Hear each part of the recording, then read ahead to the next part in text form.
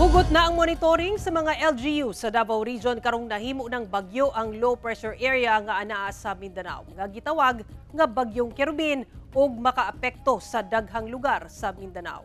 Atong sayron ang detalye niini sa live report ni Argil Relator. Argil. Sara loyo sa hulga sa daot nga panahon nga moresulta sa pag-ulan ug kusog nga hangin, nakapreposisyon na ang tanang assets sa Davao City Disaster Risk Reduction Management Office ug galing dunay mga kinahanglan nga may rescue sa pagbaha. Samtang abiso sa pag-asa nga lauman ang mga kusog nga ulan sa daghang lugar sa Mindanao tungod sa bagyo. Madag-umong kalangitan inubanan sa hinay ngadto sa kusog nga pag-ulan ang masinati sa mga lugar sa Mindanao, labi na sa Davao Region. Mas kusog nga pag-ulan ang masinati sa Davao de Oro ug Davao Oriental nga posibleng musangko sa pagbaha ug pagdahili ug yuta. At ito naman pong kulay red, darker red na nasa ibabang bahagi ng southeastern part ng Mindanao. Sakali mang umakyat ito, posible rin po magbigay ng mga moderate to heavy rains dito sa southern Mindanao or Soc-Sargen at dito sa Zamboanga Peninsula. Sa monitoring gikan sa naka-install nga long-range camera sa PDRMO Davao del Norte, namatgunan nga hapsay hangtod sa kasarangan ang balod sa karagatan nga sakop sa barangay Busaon, coastal areas sa Tagum City. Hapsay sab ang karagatang sakop sa barangay Kaganguhan sa Panabo City. Normal sab ang pagbalod sa karagatang sakop sa Samal Island. Karong hapon, nagpabilin sab nga normal ang level sa tubig sa Libuganon River nga sakop sa barangay Maniki sa lungsod sa Kapalong. Samtang sa monitoring sa Davao City Disaster Risk Reduction and Management Office, kalma sab ang coastal areas sa syudad. Salig ang Davao City Disaster Risk Reduction and Management Office nga nahibalo na ang matag barangay. Ingon man ang mga residente sa mga angayang buhaton tungod sa mga gipahigayong flood drills. Hinoon, naka-preposition na ang tanang assets sa CDRMO o galing dunay mahitabong katalagman. Lakip sa response cluster ang CSWDO alang sa pag-atiman sa mga evacuate ug ang CHO kung dunay masamdan. Na-organize nato ang strike team.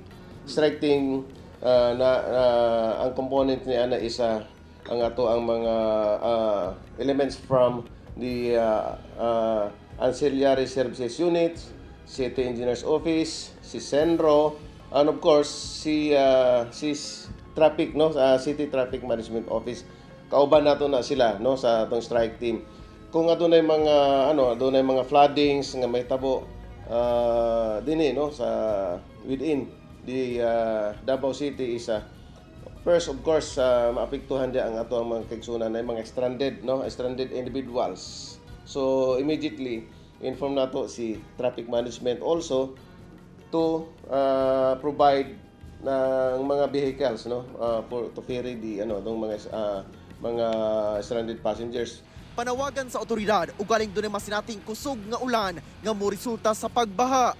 So nagahangyo ko sa inyo na unta ipadayon nato ang atong cooperations, ang preparations during na mga weather disturbances kay isa diya ang tinguha nato is mailayo muna mo sa peligro sa disgrasya.